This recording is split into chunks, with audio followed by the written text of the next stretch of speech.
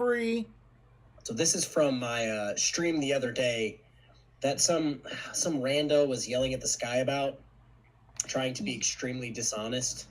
Well, here's what Who's dishonest? Here's what happens is people like to take things out of context, and they don't believe you mean that like taking getting something a rope out of context is and lying. get it over with? But it absolutely is, as we will see here. I said, thank God you're not a cop, because you would fucking probably hurt people. Mm-hmm.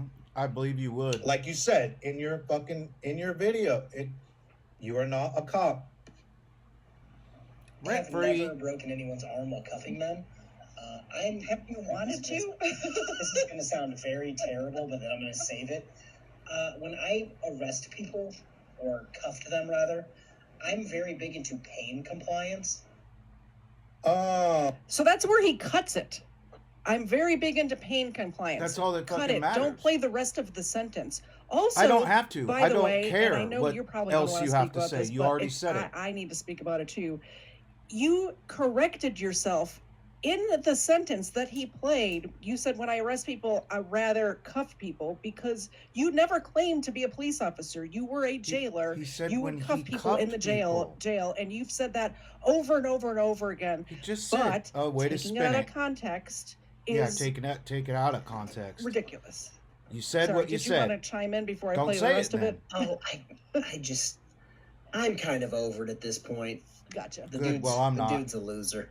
You're the one that's a loser. So here's what was actually said. Making $12 an hour talking about. When have you arrested someone? I said, thank God you're not a cop, because you would abuse your power. He's into pain compliance, yes. I have never broken anyone's arm while cuffing them. I'm very big into pain compliance, but not in the normal pain compliance. I'm into the nuisance pain compliance.